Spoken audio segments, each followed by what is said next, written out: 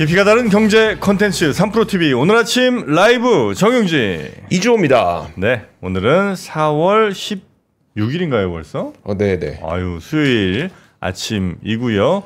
어제까지는 좀 많이 추웠고, 네. 이제 오늘부터는 다시 날이 좀 따뜻해지는 것 같습니다. 낮 기온이 26도까지 올라간다고 하니까 오늘 26도요? 그 일기예보에 그렇게 나오던데요. 그래요? 오늘 옷 2겹, 3겹 입으셔서 나가실 때는 좀 이렇게 따뜻하다가 아침은 좀 많이 선선하니까 네.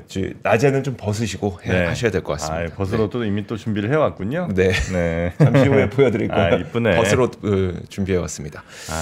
머리보드 이렇게 이뻐. 아유, 감사합니다. 별로 칭찬같이 들리지 않는 이유는 뭐죠? 자, 오늘 수요일 순서에는요.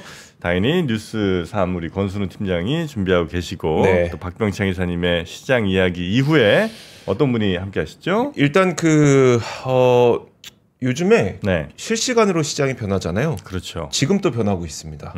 그 장 마감한 이후에 엔비디아가 H20을 중국에 팔던 것을 중국에 못 팔 수도 있다는 소식 때문에 55억 달러 정도의 그 매출 타격이 있을 거란 얘기가 전해지고 있거든요. 이것 때문에 지금 선물 시장도 좀 하락하고 있고요. 중국에 노출이 좀 많이 된 기업들도 하락하고 있는 상태입니다. 그래서 이게 어떤 변수가 될지 모르겠는데 저희가 인덱스 시간에는 일단 이 일이 발생하기 전까지는 그래도 시장이 약간 변동성이 좀 축소되고 있던 국면이었었거든요. 과연 증시 분위기가 전환 가능할지 아니면 이런 이슈를 통해서 또 증시 분위기는 변동성이 커지게 될지 한번 살펴보도록 하겠습니다. 장제철 대표 준비하겠습니다. 자, 그러면 먼저 뉴스부터 한번 살펴보겠습니다. 우리 권순우 취재팀장 어서 오십시오. 예, 안녕하세요. 3프로TV 권순우 취재팀장입니다. 네, 어서 오세요. 반갑습니다. 반갑습니다. 약보합입니다. 약보합. 예. 네. 다우존스는 0.38% 하락했고요. S&P 500은 0.17%, 나스닥은 0.05% 하락했습니다. 뭐 이 정도면은 안 움직였다고 봐야죠. 네. 왜냐? 럼프 형이 말을 안 했습니다. 그래요? 네, 럼프 형이 말만 안 하면 이게 세상은 조용합니다. 근데 여기서 포인트는 이제 첫 번째 뉴스에서도 이게 아무 말이 없었다는 것도 좀 전해드리려고 하는데 이게 지금 아무 말도 없는 이유는 이제 다 내놨다는 거죠. 던졌잖아요. 공을 딱 던져가지고 뭐 표현이 이제 그 캐롤라인 레빗 대변인이 공은 중국의 코트로 넘어갔다라고 얘기하면서 이제 중국은 우리와 협상을 해야 된다라고 얘기하고 있는데 뭐 중국에서는 우리 그때 말씀드렸잖아요. 145, 125 같이 간다고. 그럼 다 얘기 끝난 거 아니에요? 뭐 이런 분위기가 좀 이어지고 있습니다. 관련한 얘기는 첫 번째 뉴스로 좀 더 상세하게 전해드릴 예정이고요.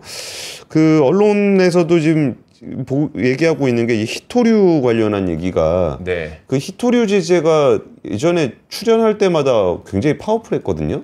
근데 이번에 히토류 제재 하는데도 별 얘기가 없습니다. 워낙 앞쪽에서 관세 관련한 큰 얘기들이 좀 나와서 그런데 이게 뭐 그 관세가 액수로 보면은 관세가 훨씬 크지만 히토류들이 보통 뭐 자석 만들고 뭐 그럴 때 쓰거든요. 근데 그 자석이 보통 뭐 전투기라든지 뭐 전차라든지 뭐 이런 거 무기 만들 때 주로 사용을 합니다. 모터에 많이 들어가서. 모터에 많이 들어가죠. 그리고 엔진 쪽에 좀 들어가고. 그러다 보니까 이게 안 들어가게 되면은 이제 좀 중장기적으로 영향을 좀 미칠 거거든요. 그러니까 예전에 그 제가 정프로님께 한번 여쭤본 적이 있었는데 못 사는 고통과 못 파는 고통. 그랬더니 정프로님께서 이렇게 못 먹는 고통과 못 사는 고통 뭐가 더 심하겠냐라 그랬는데 단기적으로는 관세가 아프겠지만 히토류 같은 거는 안 들어가면은 무기 체계에 문제가 좀 생길 수도 있거든요. 그래서 이런 부분들이 좀 잠재돼 있는 상황인 것 같습니다. 그리고 이게 개별 회사들별로 좀 주가가 좀 움직였는데 이게 그 시장에 매크로한 일이 벌어지지 않으면 이게 개별 회사들 이슈로 좀 움직이게 됩니다. 그러니까 넷플릭스 같은 경우가 2030년까지 매출 2배로 확대하겠다. 라고 좀 얘기하면서 주가가 5% 이상 뛰었고요. 그 보잉이 그 중국이 이제 대미 보복 조치를 내렸습니다. 그러다 보니까 주가가 한 2% 정도 떨어지는 그런 모습을 좀 보였습니다. 아무래도 중국은 그 프랑스랑 좀 가까워지면서 에어버스 쪽을 좀 사지 않을까. 그럴 것 같기도 해요. 기는 해요. 오히려 좀 베트남은 뭐 보잉 비행기 좀 여러 대 산다고 얘기를 좀 하고 있고요. 그리고 이제 팔란티어가 팔란티어가 지금 나토에다가 AI 시스템 수출한다 그래가지고 좀 주가가 좀 오르고 있는 그런 상황인데 혹시 팔란티어 있으세요? 팔란티어? 네. 저는 그건 빨랑 튀었었죠. 옛날에 잠깐 샀다가. 네. 지금 얼마예요 지금? 팔란티어? 지금 $90? 뭐 그 정도 돼요. 그럼 많이 오른 거죠? 많이 올랐죠. 빠지기도 많이 빠지고 뭐 오르기도 많이 그래요? 오르고. 팔란티어는 저는 없습니다. 왜? 그냥 오늘 좀 변동성이 좀 있었길래 그래요? 표정 좀 보려고 그랬더니 팔란티어는 뭐 편안합니다. 없으니까. 안물안굼. 없으면 편하네. 맞아요. 그러니까 지금 포지션을 가지고 있어야 되느냐라는 부분에서 좀 조용해졌으니까 또 다시 들어올라 그러냐 그랬더니 모건 스탠리가 한 번 속으면 트럼프 잘못이지만 두 번 속은 것은 네 잘못이다. 네. 라는 모건 스탠리의 보고서가 있었는데요. 일단 첫 번째 뉴스는 지금 미국에서 지금 합의를 재촉을 좀 하고 있습니다. 스캇 베센트 재무장관이 지난주에는 베트남, 수요일에는 일본, 다음 주에는 한국과의 협상이 있다. 빠르게 진행될 거다. 그리고 좀 빨리 하는 사람이 유리할 것이다. 뭐 가장 먼저 협상에 타결하는 사람이 최고의 합의를 하게 된다. 이런 얘기를 좀 했습니다. 예전에 동대문 가서 옷 사면 제일 먼저 있는 데서 내고 받은 다음에 한 바퀴 돌고 와서 다시 사는 경우가 있잖아요. 그렇죠. 네. 그러니까 이게 보통 그럼 처음 협상하는 것이 유리할 것이냐 아닐 것이냐에 대해서 다들 지금 전 세계 각국이 고민을 좀 하고 있습니다. 근데 지금 일본조차도 지금 협상을 서두르지 않겠다라는 입장을 좀 얘기를 한 상황이고요. 네. 이게 그런 이유가 지금 트럼프 대통령이 좀 워낙 말을 자꾸 바꾸다 보니까 좀 협상을 서두르기보다는 좀 신중하게 접근해야 될 거다라는 얘기를 하고 있는 거고 여기서 이게 미국 같은 경우는 185개국에다가 관세를 매겨놓은 상황이기 때문에 그리고 협상 카드로 올라온 게 70몇 개국이라는 거잖아요. 그리고 70몇 개국을 상대로 미국이 청구서를 쓸 정도의 역량이 없습니다. 그러니까 너는 뭐하고 너는 뭐하고 너는 뭐하고 할 역량이 없기 때문에 오는 대로 그러니까 우리가 이 정도 관세 매겨놨으니까 다들 네 죄를 네가 알렸다라고 했을 때 제 죄는 뭡니다라고 하면서 뭐 이렇게 해주시면 이렇게 하겠습니다라고 해야 이게 빨리 진행이 되는 거거든요. 근데 미국에서 네 죄를 내가 알렸다 그랬더니 제가요? 라고 하면은 네 죄를 네가 알잖아. 그러니까 저요? 이러면 이게 협상이 길어질 수밖에 없는 상황이 되는 거예요. 그리고 이게 지금 기준이 없잖아요. 그렇죠. 무역 적자를 해소하라는 기준밖에 없기 때문에 그러면 미국에서 뭐 사야 되는데요라고 그러면은 뭐 사야 되는데 그러면 이렇게 짠 하고서 야, 요거 사 이렇게 해줘야 되는데 메뉴판이 없습니다. 그러니까 뭘 사야 되는지 네가 고민해 갖고 와. 그러다 보니까 이거를 이제 매수하는 쪽에서 매입을 해야 되는 쪽에서 이거를 그러면 뭐 사야 되는지 좀 생각해 볼게요. 그러니까 한 바퀴 돌아보고 올게요. 그러면은 이게 미국 입장에서는 그게 다 부담으로 작용할 수밖에 없는 거죠. 그러다 보니까 이제 월스트리트저널에서 보도를 한 거는 이게 동맹국을 중심으로 협상을 먼저 마무리를 하려고 그러는 게 일단 규모가 크고 교역량의 동맹국들이 좀 많잖아요. 그리고 지금 일방적인 관세 정책 때문에 미국 내에서의 반발도 굉장히 심해져 있는 상황이라 빨리 성과를 내야 됩니다. 그러니까 우리가 관세를 매기니까 이렇게 사지 않냐라는 부분들의 뭐 협상을 좀 빨리 해야 되는데 지금 이시바 시게루 총리 같은 경우가 지금 제일 적극적으로 협상에 임하는 것처럼 보이잖아요. 근데 지금 뭐 중의원 예산위원회에 가서 빨리 협상을 매듭지으면 좋다는 방식의 생각은 전혀 아니다. 그러니까 일본조차도 좀 이러고 있는 상황입니다. 근데 지난번에 한번 말씀을 좀 드렸었는데 일본이 지금 굉장히 적극적으로 우호적으로 미국을 상대하고 있다라고들 우리는 생각하고 있지만 일본 내 여론은 굉장히 안 좋습니다. 이시바 시게루 총리의 지지율도 계속적으로 떨어지고 있고 그러다 보니까 지금 이제 6월, 7월 그때쯤일 거예요. 의원 선거가 있는데 이때 지금 이시바 시게루 총리 잘리게 생겼습니다. 지금 6개월밖에 안 됐는데 그러니까 뭐 관세 뭐 지원금 그래가지고 전 국민 대상으로 해서 뭐 100만 원을 주네, 200만 원을 주네, 뭐 이런 얘기하고 있는 그런 정도 상황이거든요. 그러니까 여기서 일본도 지금 납작 엎드리고 가기가 좀 국내적으로 좀 쉽지 않은 그런 상황입니다. 그러니까 결국은 그게 뭐냐면은 명분이 없다 아닙니까? 명분이. 그러니까 미국이 좀 명분을 좀 주면 어느 정도는 뭐 일본이 됐든 한국이 됐든 중국이 됐든 뭔가 좀 협상을 해서 좀 정리하고 싶은 마음이야 뭐 어느 나라나 다 같은 마음이겠죠. 그러니까 지금 나온 얘기가 이렇게 공은 뭐 중국 코트로 갔다. 그리고 우리는 뭐 중국은 우리와 협상을 해야 하지만 우리는 중국과 협상할 필요가 없다라고 네. 미국에서 얘기를 해요. 그러니까 아쉬운 건 중국 아니냐? 그 말이죠. 그 얘기를 하는 건데 중국은 말을 안 하고 있습니다. 네. 그럼 누가 아쉬운 거예요? 미국이 아쉬운 것 같죠. 그러니까 보기에는. 예. 네. 그리고서 뭐 좀 뭐 일부 협상에 대해서는 곧 발표될 수 있을 거라고 믿는다. 그렇게 빠르면 발표를 하면 되죠. 네. 근데 그런 부분에서 약간 그 제가 자꾸 그 영화를 자꾸 인용하게 되는데 오빠 쫄았제. 네. 이런 분위기가 약간 연출이 되면서 말이 없는 상황을 지금 증시에서는 일종의 호재로 좀 받아들이고 있는 성격이 좀 있습니다. 네. 그리고 지금 물론 경계심을 풀 땐 아니다. 이렇게 모건 스탠리 보고서 제목이 한 번 속으면 내 탓, 두 번 속으면 내 탓 이거예요. 네. 그래가지고 지금 투자자들은 앞으로도 여러 차례 시장에서 속을 준비를 해야 한다. 관세를 둘러싼 그 불확실성은 계속적으로 변동성을 유발할 거라는 건데. 그러니까 한쪽으로 베팅하지 말라는 얘기를 하고 있는 겁니다. 네. 야 이거 관세 미국이 쫄았지? 이거 얘기하면서 야 미국 쫄았어 이거 협상 그만 끝날 거야라고 해서 거기 베팅하지 말라는 거예요. 네. 그러니까 왜 그러냐면은 설사 이거를 다시 밀로 갖다 다시 돌아오더라도 거기 세게 베팅을 했다가 물린다는 거죠. 네. 한번 바꿀 거니까 또 그래가지고 이 부분에서. 지금 우리가 고민해야 되는 거는 미국이 어떤 정책을 가지고 있는지 판단해야 된다. 네. 우리가 다 그거에만 집착하는 경향이 있어요. 아, 트럼프가 장기적으로 뭘 생각하는 거지? 트럼프가 어떤 미국을 만들고 싶어 하는 거지? 트럼프는 어떤 것을 목표로 하고 있는 거지?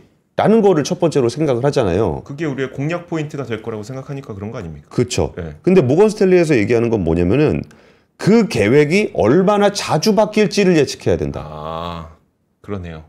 그러니까 목표가 여기 있다고 하더라도 네. 목표로 다이렉트로 가는 일이 없습니다. 이게 일로 갔다 일로 갔다 일로 갔다 일로 갔다 일로 갔다 일로 갔다 일로 가서 딱 도착을 하게 되면은 내가 한쪽으로 베팅했다가는 이제 세게 물릴 수 있다라는 얘기를 하고 있는 거고 그러다 보니까 조금 아니다 싶으면 좀 손절을 하는 게 맞다.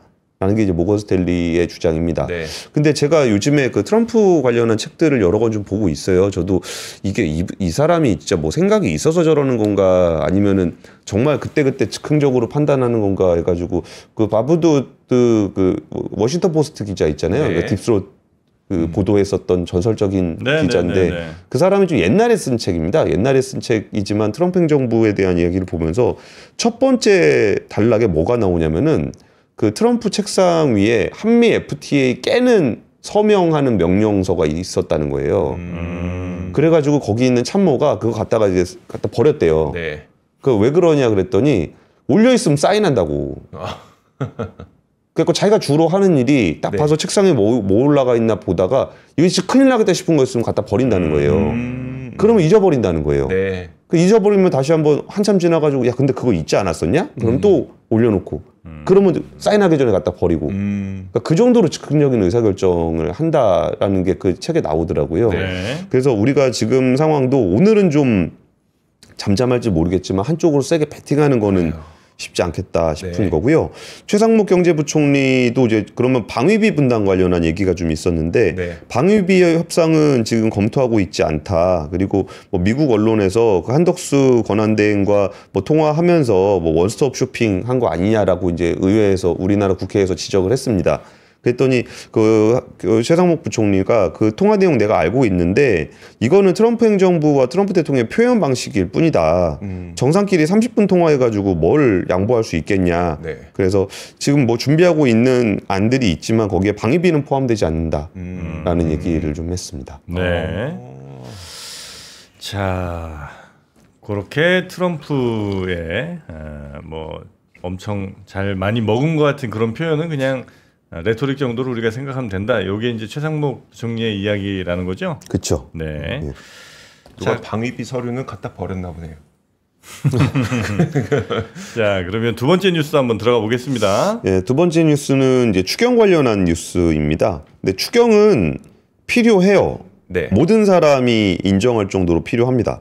이게 왜 필요한지를 다시 한번 말씀을 드리면은 그러니까 원래 추경이라는 거는 정부는 그 증액에 동의를 해줄 수 있고 네. 국회는 감액을 할 수 있습니다. 네. 그러니까 국회는 자기 맘대로 올리지는 못해요. 그러니까 감액을 해놓고 정부를 감액으로 딱 잡은 다음에 필요한 예산들을 제안을 하면서 정부의 동의를 구해서 증액을 해야 됩니다. 네. 그러니까 이게 그 예산안 협상이 그런 식으로 보통 이루어지게 되는데 그래서 증액을 못 합니다. 항상. 네.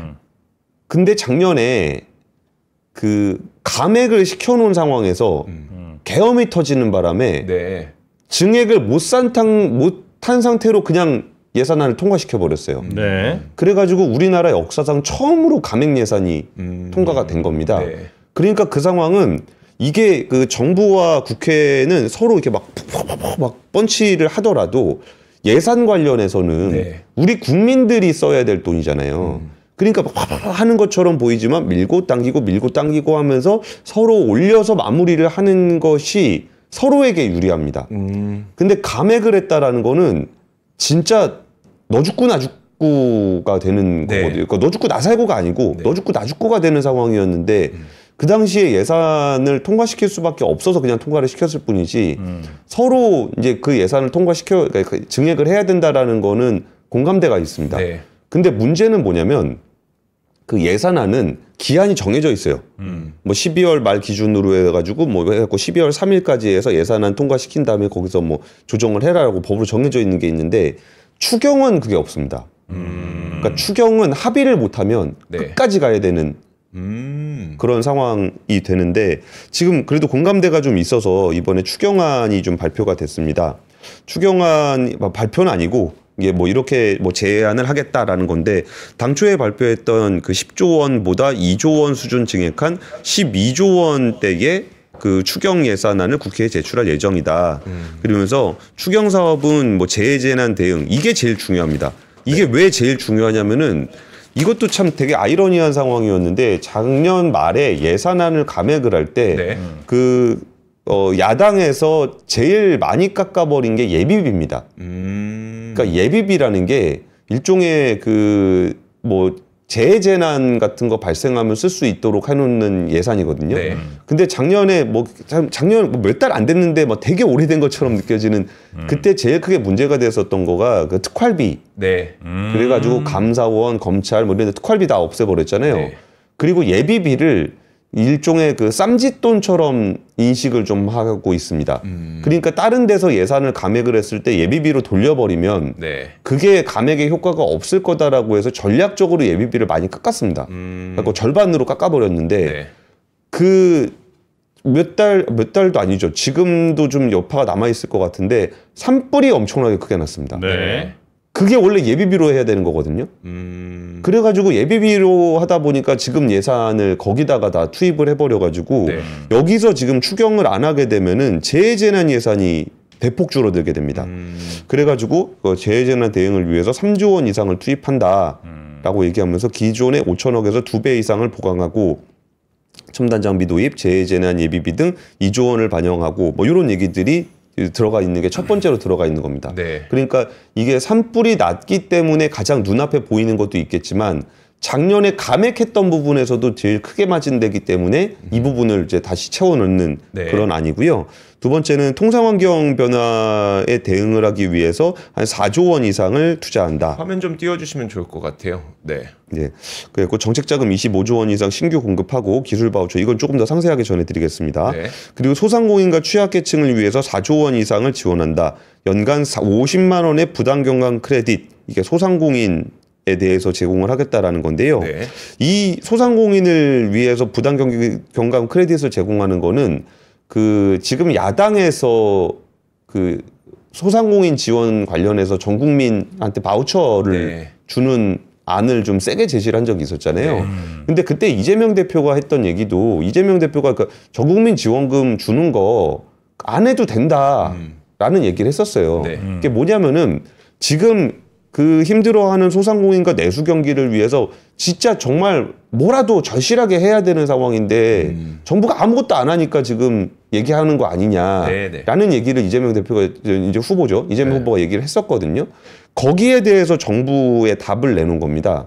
그러니까 이거는 30억 원 이하 사용자에게 뭐 지난 소득의 증가 일부를 온누리 상품권으로 환행하는 상생 페이백 사업을 신설하고 네. 그리고 저소득층 생활안정자금 2천억 확대하고 그리고 소상공인들 공공요금 보험료 납부할 수 있는 50만 원의 부담경과 크레딧을 만든다. 네. 이거는 딱 봐도 이제 정부에서 합의를 하기 위한 안을 만들었다라고 네. 좀 보시면 될 것 같습니다. 그리고 이게 이제 그 반도체 관련한 예산을 33조 원 정도 편성을 하겠다라고 좀 얘기를 하고 있는데 여기서 좀 중요한 포인트 중에 하나가 이 전기입니다. 전기. 그 용인평택 네. 반도체 클러스터에 이게 전기가 없습니다. 전기가. 네. 저거 문제였죠. 근데 이거 되게 큰 문제이고 네. 이거에서 이제 예산을 이제 지중화 네. 로 내려가는 거 위로 올리는 거 말고 위로 올리면 사람들이 싫어하니까 밑으로 내려가는 지중화 비용의 70%를 국비로 지원하겠다라는 얘기를 좀 하고 있습니다. 근데 이거 생각보다 급합니다. 그러니까 왜냐면은 오래 걸려요. 네. 그러니까 거의 반도체 공장 짓는 것보다 더 오래 걸립니다. 이게. 네. 그러다 보니까 이것이 좀 빨리 돼야 된다라는 얘기를 좀 하고 있는 게 있고 여기서는 정부 역할이 생각보다 더 중요합니다. 한전이 해야 되니까요. 그러니까 돈이 문제가 아니라 한전도 문제가 아니라 네. 그 지역 주민들을 또 설득해야 되는 문제가 있기 때문에 이 송전망, 배전망 만드는 문제가 돈으로만 해결할 수 있는 문제가 아니기 때문에 정부 리더십이 굉장히 중요한 상황입니다. 네. 그리고 여기에 더해서 지금 이것도 좀 보여드리고 싶었는데 이거 되게 강조해서 말씀드리고 싶어요. S&P가 국가 신용 등급을 안정적으로 유지하겠다라고 밝혔습니다. 네. 그러면서 우리나라 경제 성장률을 1.2%를 제시를 했는데 네. 원래 그 작년에 제시했던 부분 대비해서 0.8%포인트가 하향 조정된 겁니다. 거의 3월에 발표가 됐었으니까 네. 지금 한 달 만에 0.8%포인트가 하향 조정이 됐습니다. 네. 이게 이제 관세라든지 이런 것들에 대한 문제가 좀 있어서 그렇다라고 얘기를 하고 있는데 우리나라의 정치 리스크를 지목한 부분이 굉장히 좀 인상적이었습니다.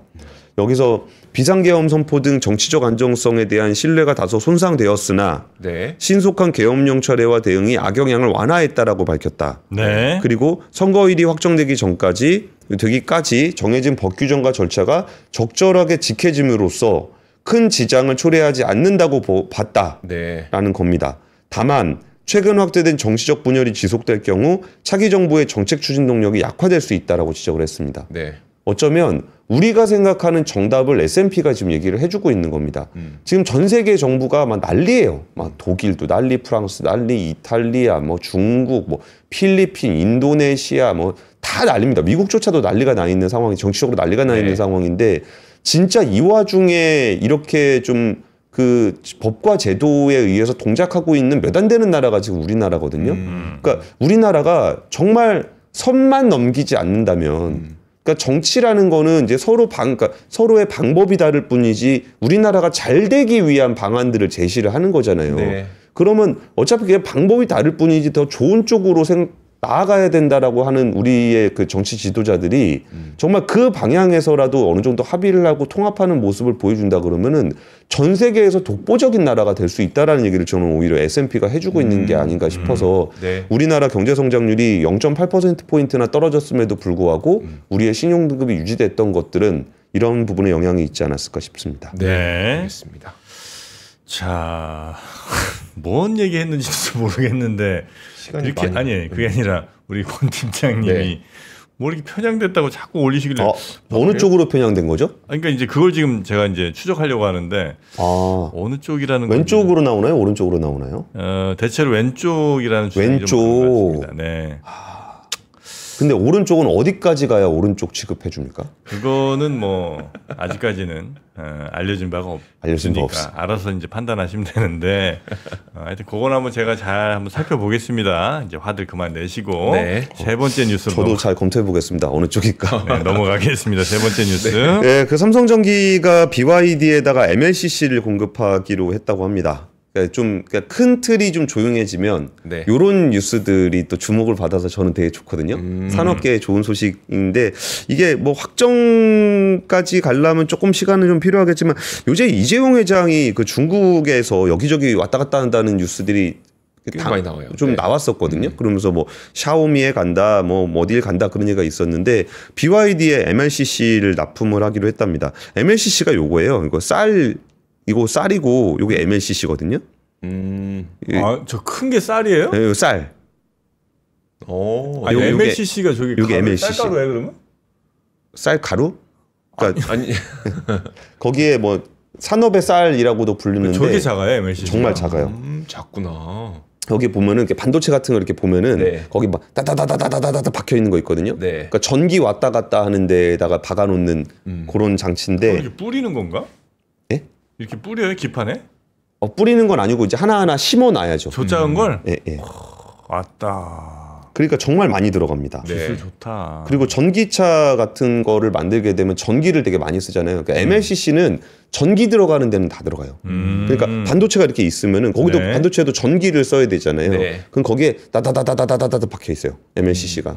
그래가지고 굉장히 작은 MLCC가 되게 중요한데 그러면서도 이제 고압을 잘 견딜 수 있어야 되고 크기도 다양하게 나와야 되고 용량도 커야 되고 막 그런데 지금 해당 제품은 최대 1000V의 높은 전압을 견딜 수 있는. 네. 그러니까 얼마 전에 그 BYD가 10시간 안에 10분 안에 충전할 수 있는 였나요? 5분에 400km 충전한다고 발표했었죠. 예, 예. 네. 그런 거 할 때 그 고압 전력을 하려고 뭐 그런 데도 이런 거 많이 쓰거든요.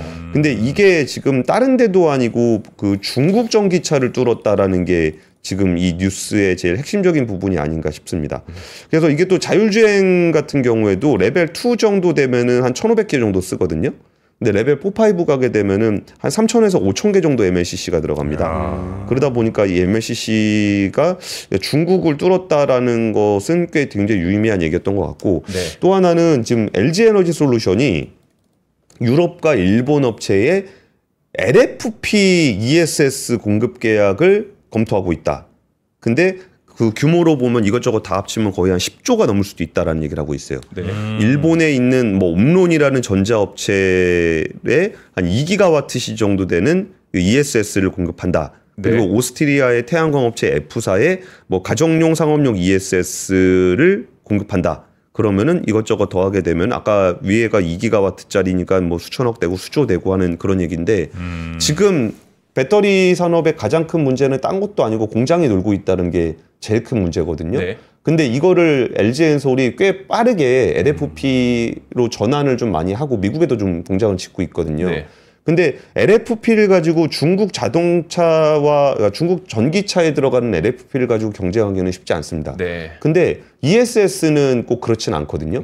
그러면은 중국 배터리를 샀다가 봉변을 당할 수 있는 그런 상황들을 걱정하는 유럽이나 미국 업체 그리고 일본 업체들 입장에서는 여기에 대안이 되는 LFP를 만들어주기만 한다 그러면 LG엔솔 물건을 사지 않을 이유가 1도 없습니다. 네. 근데 그 상황에서 LG엔솔은 지금 공장에 놀고 있는 상황이기 때문에 어떤 배터리든 사준다는 데 있으면 땡큐거든요. 네. 근데 이번에 그 조단위의 그 검토가 이루어지고 있다고 해서 좀 와 이게 참 그 힘든 와중이지만 그 삼성도 그 B2B 쪽에서 뭔가 좀 MLCC를 통해서 중국을 또 뚫고 네. 뭐 LG엔솔도 전기차 캐즘 얘기하고 있지만 LFP로 ESS 쪽에서 꾸준하게 영업을 하고 있는 그 성과물들이 하나하나 좀 수면 위로 나타나는 것 같아가지고 네. 좀 기분 좋게 이 뉴스 준비했습니다. 좀 어려운 상황이긴 하지만 그 와중에서도 또 중국 시장, 또 전 세계 시장, 유럽 시장 등등을 뚫고 있는 우리의 기업들, 예, 그 얘기. 근데 기업들도 물론 이제 본인 기업들 살려고 하는 거긴 하겠지만 열심히 또 그런 노력들을 하다 보면 우리 뭐 전체 경제가 조금 활기를 좀 찾지 않을까 하는 기대를 해보게는 됩니다. 네. 자, 그럼 이제 이주호 기자의 그 오늘 옷 좀 한번 소개를 해드리면 어떨까 싶은데. 자, 이게 바로 네. 오늘처럼 날이 아침에 추웠다가 네. 점심에 나갔더니 더워서 이걸 뭘 벗어야 돼? 이게 셔츠를 벗을 수는 없잖아요. 바지 벗을 수도 없고요. 벗을 수는 없잖아요. 네. 벗기 좋은 니트 하나 가져왔습니다. 아디다스 니트입니다. 골프 니트이기 때문에 골프 재킷이라고 부르더라고요. 골프 재킷이기 때문에 골프 칠 때 가져가셔도 되고 아니면 그냥 저는 사실 이거 딱 보고 이거 회사에 입고 가도 되겠는데? 라는 생각했거든요. 네. 그 지금 보여주시는 것처럼 뒤에 삼선 딱 아디다스의 이거. 상징 심볼이죠. 삼선까지 나와 있지 않습니다. 근데 저렇게 사진에 나오는 것처럼 저 모델만큼의 핏은 안 나오더라고요. 아니 근데 지금 거의 내가 볼 땐 모델과 차이가 없어요. 모델은 진짜 예쁜 것 같아요. 모델은 진짜 예쁜 것 같아요. 자, 하여튼 아디다스 여기 이제 골프 재킷인데 뭐 일상생활 하시는데도 전혀 네. 문제가 없고 또 통기성이 워낙 좋습니다. 그렇죠. 네, 통기성이 좋고 보통 이제 골프류들이 그런 좋은 재질을 좀 많이 쓰기도 하고 네. 또 기능성 재질을 많이 쓰는데 요것도 보니까 통기성이 아주 좋고 또 친환경 재생 소재를 사용을 해갖고 환경에도 좀 도움이 되는 그런 간절기 혹은 뭐 그렇죠. 초여름 요 정도까지 한 앞으로 두세 달 요 정도 입기 딱 좋은 그렇죠. 그런 아디다스 골프 재킷이 아닌가 싶고요. 요거를 무려 59,000원에. 예. 59,000원에 갖고 왔어요. 얼마짜리든 그냥 갖고 와서 다 59,000원에 파시는 거죠. 10만 원짜리도 59,000원에 팔고. 네. 그러니까요. 이 곳곳에 이게 보니까 통기 구멍 같은 것도 좀 뚫려 있고 네. 시원하게 볼 수가 있네요. 자, 그럼 이렇게 이제 재킷 입으면 거기에 맞는 골프 하나 신어 드려야죠. 그렇죠. 네. 바로 아디다스 코드 케이오스 골프화. 예. 요게 이제 지난번에 한번 나오지 않았었어요? 맞아요. 네. 그래서 내가 한번 신고 싶었는데 네. 바로 또 가져가더라고. 신고를 안 준대. 네. 그래서 이제 요거는 245부터 280까지 네. 사이즈가 있는 바닥도 이제 아주 미끄러지지 않는 탄탄한 소재로 잘 만들어 버렸고요. 네. 또 요게 이제 일상생활도 가능한 게 왜 가끔 골프화 보면 밑에 이렇게 뭐라 합니까? 스파이크인가? 징. 네. 우리말로 징. 금속으로 되어 있죠. 골프화는. 그런가? 금속으로 되어 있는 것도 있어요. 뭐 하여튼 뭐 금속이든 플라스틱이든 이렇게 너무 큰 게 이렇게 박혀 있으면 이게 좀 평소 신긴 좀 그런데 요거는 이제 맞아요. 그런 스파이크가 따로 있진 않고 바닥이 이제 얼룩벌룩하게 미끄러지지 않게 탄탄하게 만들어 놨습니다. 네, 그래서 또 바깥은 또 탄탄한 반면 안에는 또 부드럽게 쿠션이 잘 돼 있는 요 신발까지 골프화와 골프 재킷 요거 준비했고요. 요 골프화는 99,000원. 네. 네. 그리고 비싸다 싶으면 99,000원, 싸다 싶으면 59,000원. 네, 이렇게 대충 가격 정책이 우리는 돼 있는 것 같네요. 네. 지금 사이즈 보니까 제가 엑스라지 입었는데 그 약간 제가 덩치가 약간 크거든요. 그래서 근데 거의 정 사이즈라고 보시면 될 것 같아요. 딱 만들어 보니까. 그래서 본인 사이즈에 맞는 거 뭐 어떤 거는 좀 크게 입어야 되고 어떤 건 좀 작게 입어야 되고 있잖아요. 이건 정 사이즈 그냥 그대로 하셔도 무리 없을 것 같습니다. 네, 우리 이주호 기자가 입은 왜? 저 좌파라고 권순우 왼쪽 신발 하나 주라는데요. 네. 오른쪽 왼쪽 잘 신어야 우리 걸어갈 수 있는 겁니다. 네. 이 자켓도 이거 뭐 왼쪽 팔만 끼면 안 되지. 그렇죠. 네. 오른쪽 왼쪽 잘 끼워서 균형 있게 가시기 바라겠습니다. 자, 하여튼 아디다스 정품 골프 재킷과 골프화 요거 혹시 관심 있는 분들은 저희 링크 지금 보내드렸으니까 링크로 들어오시면 되겠고요. 네. 우리 권 팀장님은 내일 아침에 다시 뵙겠습니다. 네, 내일은 인덱스로 뵙겠습니다. 네, 고맙습니다. 네, 감사합니다.